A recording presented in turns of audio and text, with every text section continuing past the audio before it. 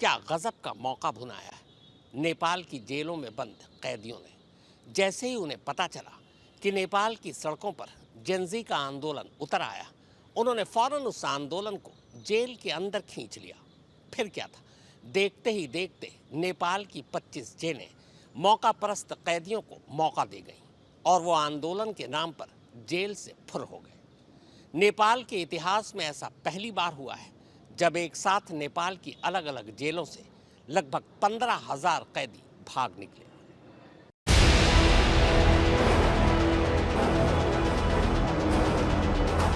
ये नेपाल की राजधानी काठमांडू में मौजूद दिल्ली बाजार जेल है। जेनजी आंदोलन की हवा जेल के अंदर तक भी पहुंच चुकी थी। फिर क्या था, मौके में मौका ढूंढते कैदियों को लगा कि जेल से भागने का इससे बेहतर मौका फिर शायद ही कभी मिले।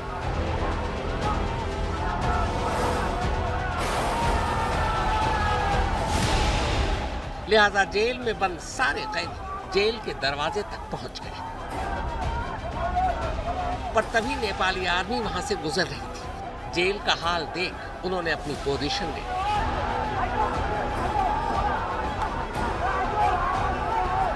जेल के दरवाजे के सामने जमीन पर लेटे और अब बंदूक का निशाना कैदियों की तरफ था।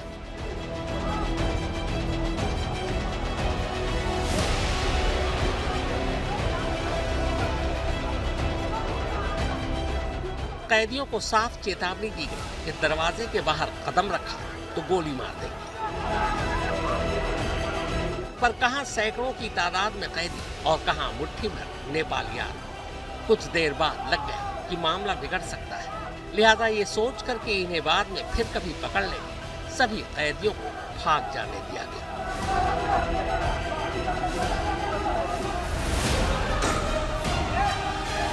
ये दूसरी तस्वीर किसी फैक्ट्री या कारखाने की नहीं है और न ही ये लोग कोई मजदूर या कर्मचारी हैं। ये भी नेपाल की एक जेल है और ये सब कैदी। जेनजी की हवा इस जेल में जैसे ही पहुंची, कैदियों की मौज आ गई। लगा इनका भी हक है सड़क पर पहुंचकर आंदोलन करने का। अब ऐसे में जेलर की भी क्या मजाल। जेल का दरवाजा खोल दिया और सब शरीफों की तरह कतार में जेल से निकल गए।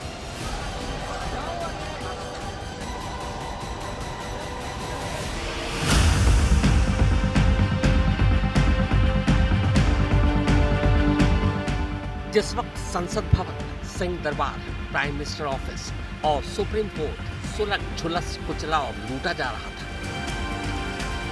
ठीक उसी वक्त नेपाल में एक और चीज हो रही थी। चोर, उचक्के, डाकू, कातिल और रेपिस्ट जेनजी के आंदोलन की आड़ में मौके का फायदा उठाकर देश भर की जेलों से भाग रहे।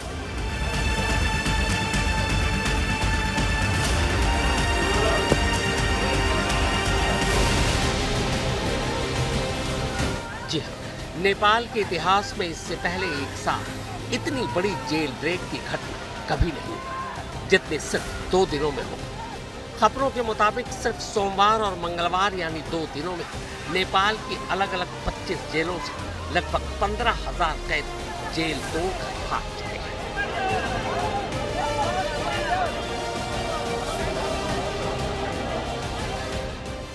हालांकि जेनजी आंदोलन के चलते कई कैदियों को प्रशासन ने खुद भी रिहा कर दिया। इनमें से एक है नेपाल के पूर्व deputy prime minister Ravi Lamichhane. Ravi Lamichhane को इसी साल अप्रैल में ओली सरकार ने कोऑपरेटिव स्कैम में शामिल होने के आरोप में जेल भेज दिया था। जेल से रिहाई के बाद जेनजी और रवि के समर्थकों ने बाकायदा जेल से सड़क तक रैली निकाली।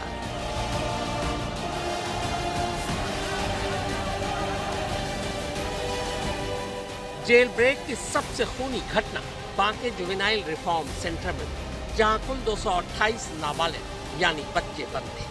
जैसे ही यहाँ जेनजी के आंदोलन की खबर पहुंची, बंदी बच्चों ने सिक्योरिटी गार्ड के हथियारों को छीनकर जेल से भागने की कोशिश शुरू कर दी।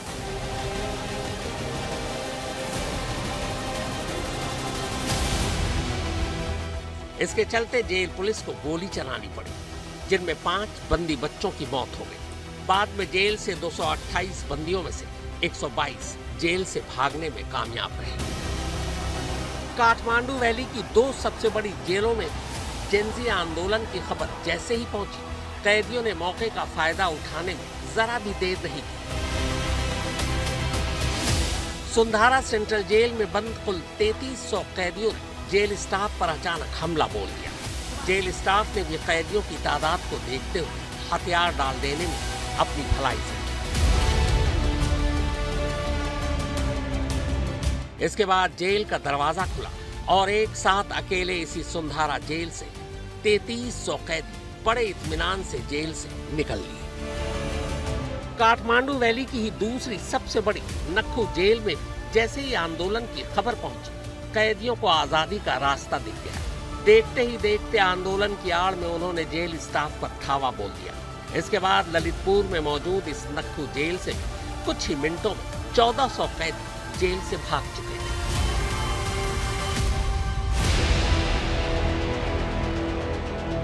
काठमांडू के दिल्ली बाजार जेल को तो कैदियों ने आग के ही हवाले कर देने की कोशिश की थी। हालांकि जेल पुलिस ने किसी तरह कैदियों को ऐसा करने से रोक दिया, लेकिन इसके बावजूद इस जेल से भी कैदी बड़े आराम से बाहर निकल लिए और सड़कों पर जेनजी के साथ मिलकर नारे लगाने में शामिल हो गए। फिर जिसे मौका मिला चुपचाप खिसक लिया। इस वक्त हम नेपाल की राजधानी काठमांडू के दिल्ली बाजार जेल के पास हैं और आपको मेरे ठीक पीछे दिखाई देगा ये नेपाल की आर्मी की आर्मर्ड व्हीकल यहाँ पे खड़ी है और साथ ही नेपाली आर्मी की बड़ी बंदोबस्त यहाँ पे लगानी पड़ी। असल में कल जब ये खबरें आने लगी कि कई सारे जेल्स में नेपाल में जो कैदी थे वो फरार होने में कामयाब हुए, कुछ जगहों पे जो प्रोटेस्टर्स थे, जेनजी प्रोटेस्टर्स थे, प्रदर्शनकारी थे, उन्होंने जेल को तोड़ा, वहाँ पे जो कैदी थे उनको जाने दिया। एक जगह पे एक नेपाल के पुराने राजनेता रहते हैं, उनको छुड़ाने की कोशिश की गई और उसके बाद जब ये खबर दिल्ली बाजार के जेल पर पहुंची तो यहाँ पे जो कैदी है उन्होंने ज़बरदस्त हंगामा करना शुरू कर दिया, पथराव किया और इसके बाद पुलिस को, प्रशासन, जेल प्रशासन को, आर्मी को बुलाना पड़ा। और यही वजह है कि इस वक्त आपको इस पूरे एरिया में आर्मी की भारी तादाद पे डिप्लॉयमेंट दिखाई देगी और आर्मी पर्सनल्स इस वक्त इंश्योर कर रहे हैं कि सुबह से ही, कल इनफैक्ट कल शाम से ही आर्मी के जवान जो यहाँ पर तैनात हुए तो उन्होंने सबसे पहले हिंसक प्रदर्शनकारियों को सरेंडर करवाया और उसके ठीक बाद ये स्पष्ट कर दिया गया कि अब किसी तरह की हिंसा बर्दाश्त नहीं होगी। जगह जगह पे आपको इस तरह से फायर ब्रिगेड की गाड़ियां जाती हुई दिखाई देंगी। दिल्ली बाजार जेल के अंदर आर्मी को थोड़ा रेस्ट्रेंड तरीके से ही सही लेकिन क्रैकडाउन करना पड़ा। टीयर गैस शेल्स भी छोड़े गए थे ताकि स्थिति को नियंत्रण में किया जाए और इस वक्त आर्मर्ड व्हीकल्स यहाँ पे स्टेशनड हैं, आर्मी डिप्लॉय कर दी गई है ताकि जेल के अंदर कैदी किसी तरह से जेल तोड़कर भागने की कोशिश ना करे, कानून व्यवस्था को कोई चैलेंज ना करे।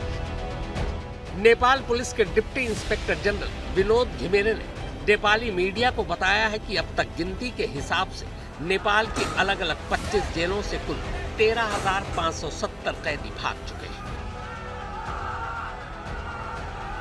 कैदियों के भागने की खबर से कई परिवार बुरी तरह डरे हुए हैं, क्योंकि भागने वाले कैदियों में बहुत सारे कातिल, रेपिस्ट और कुछ तो उम्र कैद की सजा पाए कैदी हैं।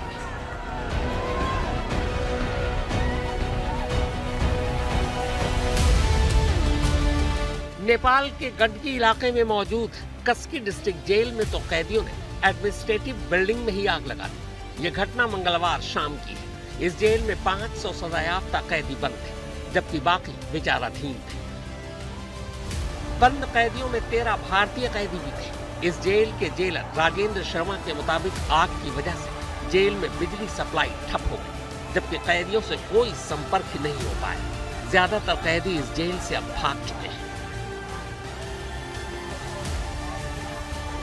नेपाल के पूर्वी तराई इलाके में सबसे ज्यादा जेल ब्रेक की घटनाएं हुई हैं। रोहताहट गौर जेल से ही अकेले 260 कैदी भाग गए। इनमें से 100 कैदी वो थे जिन्हें कत्ल के लिए सजा सुनाई जा चुकी थी। जेल के अंदर पहले कैदियों ने सरकार विरोधी नारे लगाए, फिर जेनजी के आंदोलन का समर्थन किया और उसके बाद जेल स्टाफ पर हमला कर आगजनी करते हुए बड़े आराम से जेल से निकल गए।